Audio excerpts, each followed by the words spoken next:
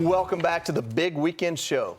California Governor Gavin Newsom seems to think that rising cost of living, well, it's just one big conservative lie.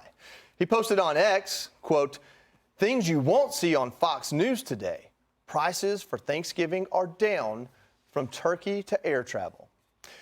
Yeah, well, Newsom may want to talk to this woman whose heartbreaking confession on TikTok is going viral, probably because it is hitting home for so many people. Let's watch. I feel like my husband and I are doing everything right. We both have good jobs. I'm a nurse. I'm a registered nurse. I work full-time. He works full-time. We just got paid this past Friday, right? We paid the mortgage, bought some groceries, put some gas in the car. And guys, it is Tuesday, and we have like $200 or $300 to last us until next Friday. Yeah, that was heartbreaking. We had a chance to interview her this morning, and she said a little bit more about her situation. Let's take a listen.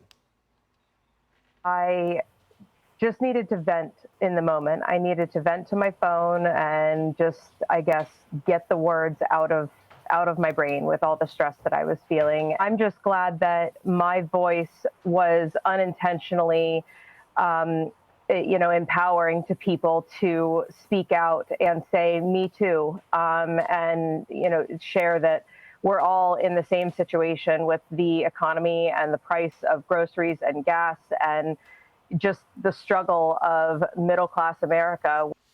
Alicia, she didn't want to get into politics. She said specifically, this is not political. Yeah. But I have to go back to that original TikTok video. She said three things. She paid the mortgage, housing market. She paid for food, price of groceries, inflation, and she paid for fuel, and they didn't have any money left. She said those three things specifically. Gavin Newsom says it's a lie.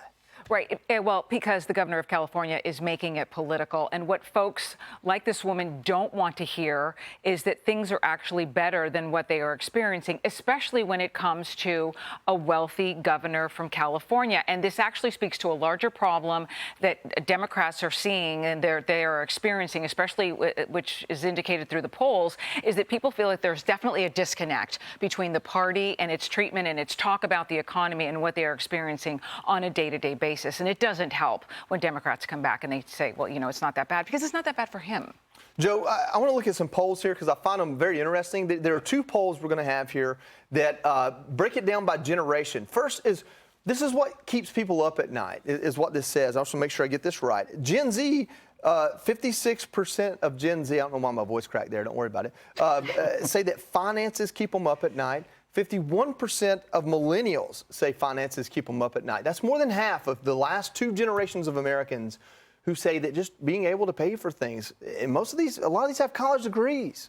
Millennials, Gen Z, those are those who are 42 years old and younger. And that's what they're feeling at this point. And that's why when you see other polls showing that Donald Trump is beating Joe Biden among voters under 35, it's because they feel what every other demographic is feeling. The fact that inflation is choking them at this point. 2/3 of Americans right now, guys, can't afford one $500 emergency. There is $1 trillion in credit card debt in this country right now. And you have people not paying off their credit cards, they're just paying the interest. Yeah. They're chasing the interest, therefore they cannot save. 8 in 10 Americans, new Fox News poll, rates the economy as poor, and they see things only getting worse. Joe Biden is 40 points underwater on his handling of the economy. And when I hear Gavin Newsom, and if I got to hear this one more time, that Thanksgiving this year, prices are down. Yeah. Down from what? Last year. What was last year? They were at an all-time high. You can't gain 50 pounds and then say, hey, you know what, honey? I only gained 20 pounds this year. I'm losing weight. It doesn't work that way. And that's what they keep pushing. They take something from an all-time high, it comes down a little bit, and they say, see, things are getting better. 25% lower was Thanksgiving meals in 2019 under Donald Trump. 25% lower. Just to give some numbers and context of what you're saying, it's down 4.5% from last year, but last year was up 14.7% from pre-pandemic levels. And it's just, don't spit in my face and tell me it's raining. Doctor, let's hear what the Biden administration actually is, I guess, trying to message from earlier today. we are looking at consumer spending that's been driving this economy forward, posting growth rates that are north of 5%.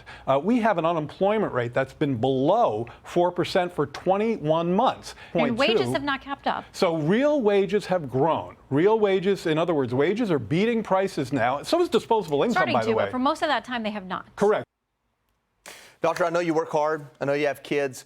How does that float to that mother that we just put on there who's trying to raise her family, and her and her husband are working 4 jobs between the two of them? Well, and I love Shannon Bream for always pushing back to make sure that the truth gets out there. And the bottom line, 2 years of disproportionate wage growth to record inflation, that's going to take a lot of time to recover. And experts are predicting you're not actually going to feel that recovery until the end of 2024. So you have a hardworking mother. She's a full-time working nurse. She's also in school. Her husband is working full-time, and they're just trying to raise their kids.